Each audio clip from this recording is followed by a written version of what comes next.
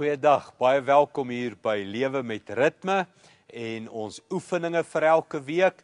Nou hierdie week is Pinksterweek. Reg oor die wêreld is daar duisende, miljoene Christene wat oor die werking van die Heilige Gees praat.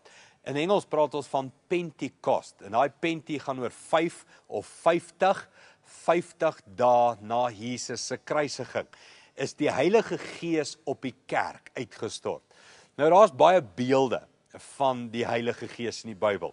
Beelde soos, dis die wind wat waai. Jy weet nie van waar af hy kom nie of waartoe hy gaan nie, maar hy beweeg.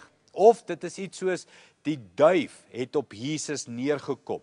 Die Heilige Gees het 'n vorm van 'n duif gehad. Of iets soos olie, die salfolie van die Heilige Gees. Nog 'n beeld is vlamme van vuur, wat op die koppe van die gelowiges neergekom het. Nou daar's 'n paar van die beelde vir jou. Nou kom ek gee vir jou hierdie oefening. Elke keer wanneer jy hierdie week iets met wind te doen het, of 'n duif sien, of iets van olie sien, of iets van die vuurvlamme of vuur sien in jou lewe, wat van as jy dan dink aan die Heilige Gees? Met ander woorde, dis die begin van die winter, het raak nou al lekker koud, jy sit nie noodwendig jou aircon aan om jou koud te blaas, maar dalk om 'n bietjie hitte te gee. As jy daai wind voel, of as jy die wind buitekant sien waai, dink aan die Heilige Gees en doen 'n gebed. Here, vul my met die Heilige Gees. Of as jy duwe dophou, voëls sien vlieg, dink aan die Heilige Gees.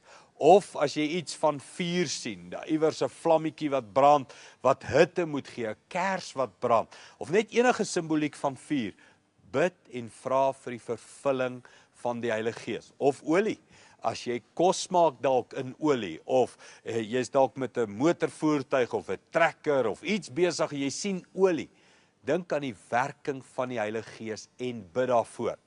Nou jy onthou seker al by al ons oefeninge, ons is altyd in 'n groep, ons bespreek dit met mense.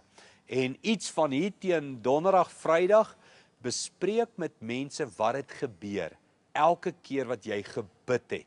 As jy iets gesien het wat jou laat dink het aan die Heilige Gees, en jy het gebid vir meer van die Heilige Gees, vertel 'n bietjie vir mense, wat het jy beleef?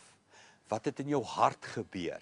As jy net dink aan ek soek meer van die Heilige Gees.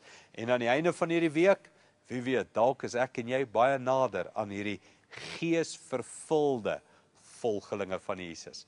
Goed gaan, en ek sien jou weer by die volgende oefening.